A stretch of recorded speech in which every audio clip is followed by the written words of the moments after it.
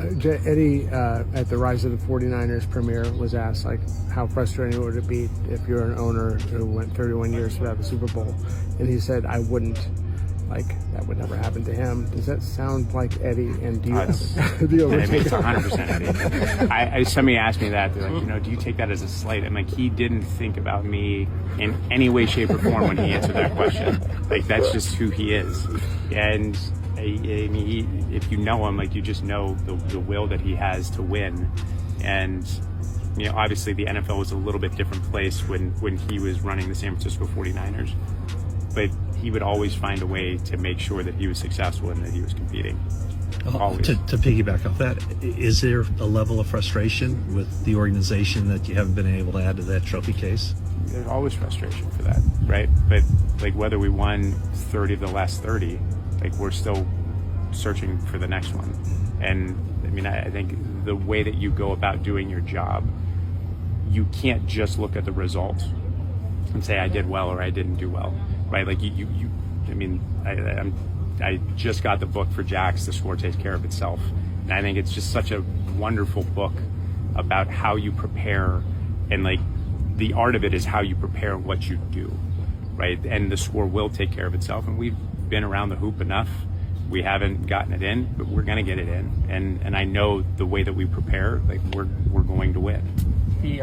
I wish I was around during the Eddie DeBartolo era. It's no secret we saw the clip of him asking, what's wrong with the 49ers? Like, how would you feel if you went 31 years without a Super Bowl? And he said, I wouldn't.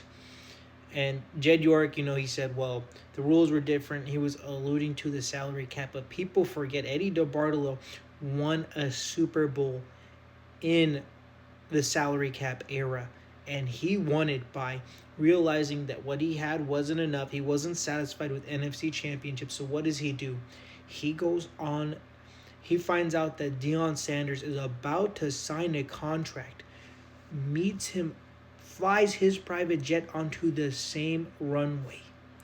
Stops Deion Sanders on the runway. Brings him to his airplane where he signs a deal. It wasn't even an actual contract. He wrote it on a piece of paper. Yeah, I'll sign with the San Francisco 49ers. So you have the best wide receiver in the game, Jerry Rice. You have the best corner in the league, and they are finally able to beat the Cowboys, a team they lost 3 years in a row to in the playoffs. And that's one thing I wish the York family would have done, because they just needed a little oomph to get them over this hump that they've been having. And as much as I hate the Los Angeles Rams, you got to give a lot of credit to their organization, especially when the Super Bowl is in LA at SoFi. They go all in. They were not satisfied with Goff taking them to the Super Bowl and losing. You've seen Goff play pretty well for the Detroit Lions, but they said, no, we need a quarterback who can actually go out there and win us a Super Bowl. And they go and they trade for Matthew Stafford. They bring on Odell Beckham. They surround that team with talent, and then they win a Super Bowl. Then you see what happens now, right? They are right there with the Seattle Seahawks, and they say, well, we could just run it back, like something the 49ers would have done. Let's just run it back. If it wasn't for an Xavier Smith, they're probably in the Super Bowl and win that Super Bowl. But we don't deal with what ifs. So Xavier Smith fumbled, they lost that game. They were the only team who was right there with the Hawks and had a chance of beating them. So what happens this offseason?